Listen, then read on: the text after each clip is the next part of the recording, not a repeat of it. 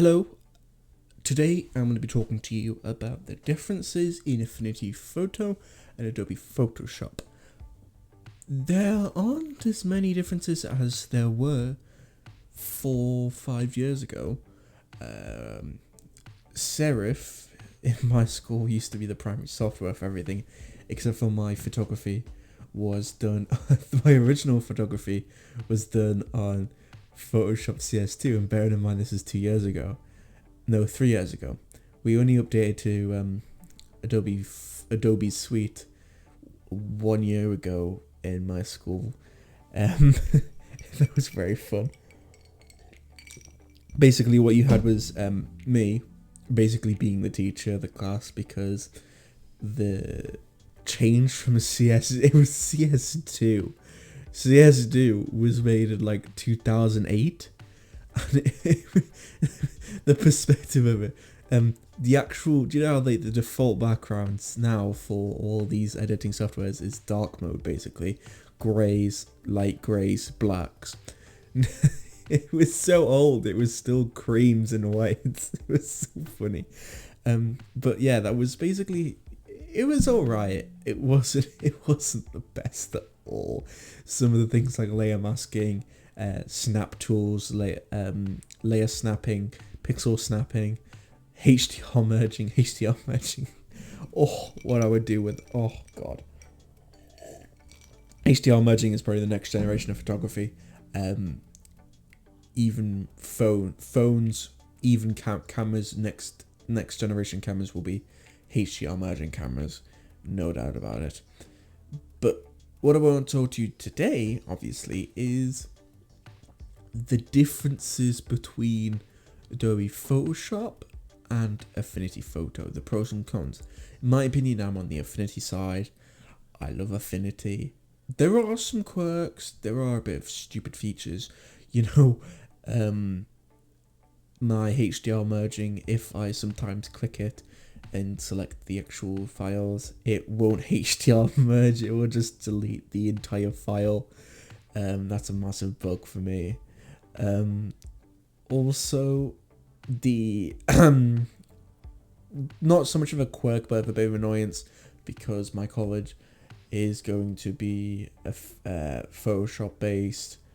Affinity can read Photoshop files, Photoshop can't read Affinity files, and because the way that Affinity applies adjustments, when you go into a Photoshop file and save it as a Photoshop file in Affinity, those adjustments are just random layers that you can't edit.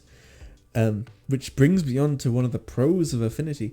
The adjustments layers is so good. Like, the amount of times that you want to preserve your alpha layer, which is your original layer, on a Photoshop, but you can't because the adjustments are destructive, which means that you can't change back unless you undo them. The amount of times that you want to go back and adjust a certain feature of a photo without adding another adjustment layer is so annoying, whereas an Affinity Photo creates a new layer, you can put it next to the actual layer underneath it, merge it with it, and then you can just double click on it again, and you can bring up the sliders again, and you can just move it around. And that is for any filter adjustment you want. Same with filters. Live filters are the absolute grace of Affinity. Filters, like on Adobe Photoshop, I think they do have live filters. I've never tried live filters on like Photoshop. It's been a while since I went to Photoshop for like actual full work. I usually just take my work home and then just do it on Affinity because I'm that much more comfortable with it. Obviously, I might have to change the idea when I start working in an actual office workplace, for a graphic design company, for a photo printing company, for a photography company. I might have to change that a bit. Because I'll be needing to be specialized in Adobe Photoshop. But they're pretty similar, which is why I like it, because it's not like stepping from a rocket to a car. It's like stepping from a space shuttle to a rocket. Yes, Adobe Photoshop is more sophisticated. I don't like that. I think it's over sophisticated for the features it brings. The features on both sides are pretty similar. Adobe's AI interfacing, things like HDR merging, things like that, are quite a bit better, but that's because Adobe has a lot more money in terms of server creation, server adaptation, and everything about that. But overall, Affinity has done a really good job at doing my basic graphic design needs. I'm obviously going to be looking into the more advanced features, mask off layers, multiple mask layers, multiple adaptation layers, multiple live filtering layers. Obviously, that is my next sort of steps in graphic design and photography, album covers. But overall, I think Affinity for most people will, even for professional graphic designers, does the job very well. Like, obviously, if you're coming from Photoshop, if you've done a Photoshop for a while and, you will want to come over and like, oh yeah, bad, isn't it? All these features in Photoshop don't work in Affinity Photo. But yeah, that's because they're super advanced filter layers, super, like rendering doesn't exist in Affinity Photo. Rendering difference of clouds and stuff like that can be used for fog effects and stuff like that. But overall, like, if you're not going to be looking at fog effects, you can just overlay something. It's very easy, you just overlay fog effects. And obviously with the main issue I have with Adobe, you pay some of these schools, they pay for the full suite, which obviously they get a discount on because of education, but they get the full suite. But then they don't get Adobe stock for some reason. Why don't you get Adobe stock with the suite? It doesn't make any sense.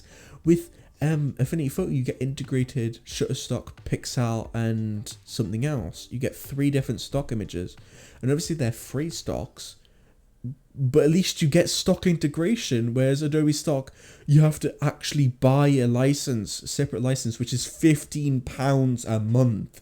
It is insanely overpriced for for stock images. Yes, it's the largest stock image galleries, but if you combine all the free ones, it easily goes and overtakes it.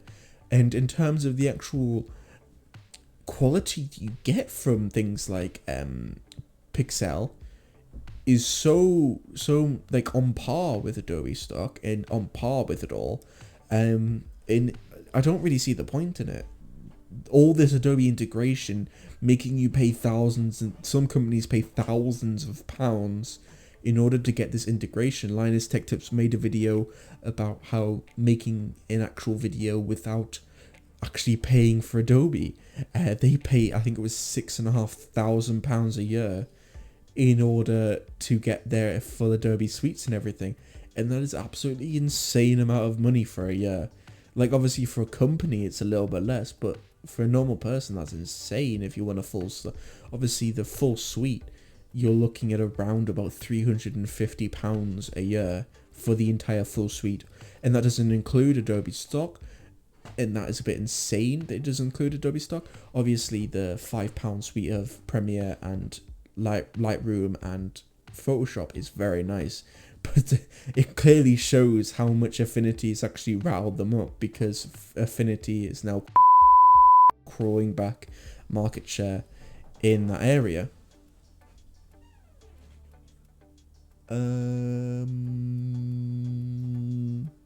6 to make it look nice for this. Shut up. But the overall like ideas that you get from having all of this integration doesn't get, like, it doesn't like make you better in, like, if you get what I mean. If you have 150 plus apps at your disposal, you only use like 3 at most, unless you're extremely specialized in an area. But even then, you wouldn't be looking at Affinity Photo at all. You wouldn't be looking at any of Serif's apps at all. You'll be looking at complete Adobe integration at that point, in which case, yeah, it's amazing for Adobe integration. Like, things like the actual Adobe integration on your phone is getting so much better, like with Creative Cloud. But even, oh my god, Creative Cloud. Oh, the Creative Cloud integration sucks so much. You get, like, I think it was at our school, you got, they had to pay Google an extra Google license for any like nice amount of cloud storage. We got a one. Really, Google. We got an extra 1 terabyte of storage online with the Google Photos, Google Cloud, because Adobe, I think it's Adobe's is 25 gig, which, if you know anything about photos, you will know that it's insanely underdone. You need so much more than 25 gig. How insane are they to give you 25 gigs of goddamn storage? It's like 10 TIFF files. Honestly though, if you're working in terms of big banners, which usually excel 7,000 pixels to get that high DPI, you're looking at a TIFF file which is around about 20 meg, which might not seem a lot, but think about the amount of work you have to do. After a year, that will fill up immediately. But that's a bit insane. And then who do you have to pay when your storage runs out? Adobe will always win. And I would just rather get a Google Cloud service.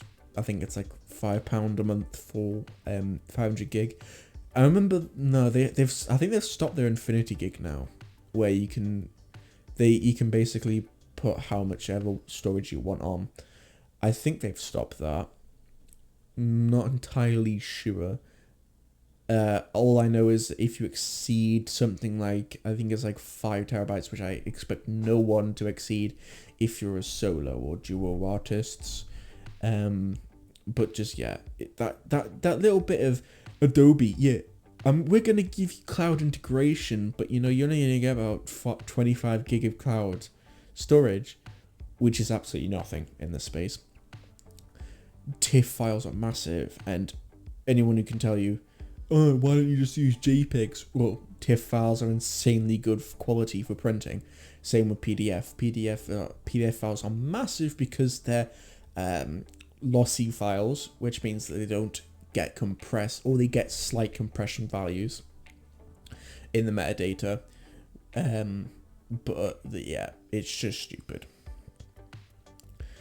But apart from the overall steps of overtaking Adobe, Affinity, I know they've turned more towards Designer, which for me in the future is definitely, they've done a new update for it. Now they have Raw Photo 3, which is Canon Raw Photo 3, which is, yes please, my M50 shoots in Compact Raw 3 and Raw 3. Thank God you can like, fully, obviously, like, they could process the files, but it wasn't exact processing. Thank God. Honestly though, if you want to try Affinity, try it. I think they have a free trial. Honestly, I don't understand why you wouldn't just buy it in the first place. Please don't pirate it. Pirating Affinity will just, that's lost money for them. Feel free to pirate Adobe. That's £150 out of their pockets. Yeah, like, the insane markup values of stupid at this point. It's like £50 for full Adobe's like actual primary apps for Adobe. It's £5 for 3 a month, so that's £60 a year for 3 apps. 3 apps, for God's sake, 3 apps. Are you kidding me, Adobe? And they don't even run out that many updates. Like, you pay for the community, but you also pay for the community with Affinity, so there's no excuse for it. Unless Adobe wants to lower their mark rates to what it used to be, which was when they were actually quite a reliable and good company, in which you paid, I think it was £50 for a license, and you got it forever, which stopped, I think it was Adobe Photoshop 9.1, when it stopped that, because they decided, you know what, yeah, we can get a lot more money from people who want to pay monthly, because they think that, oh yeah, £5 a month isn't that much, but then when it comes to a year, it's quite a lot of money. £50 a month for the entirety of the primary apps. I think it's £50 a month, or £50 a year, so you save about £10. But it is still pretty insane how they try to do markups like that. Like, if Affinity Photo can give you a photo out for £20, like, they can afford to give you it for £20 for a lifetime. I'm pretty sure Adobe can afford to do it for £5, because that's how big they are. I'm sure they can, because the thing with Adobe is they have a lot more customers, which means their markup values should be a lot lower, but the markup value is a lot higher for some reason, because they know it works, because they're professional, you know, you got advanced features, even though that's stupid, because anyone can tell you that they're basically the same. It's like Sony Vegas and Premiere, Filmora and Premiere. Filmora is very similar to Premiere, just some advanced features are taken off, which in my opinion, Filmora is a lot better than Premiere, because, you know, you haven't got to deal with all these stupid features. But apart from that, I don't hate Photoshop, don't like it either. I love Affinity, I hate some of the quirks, but, you know, nothing's perfect. Thank you for watching.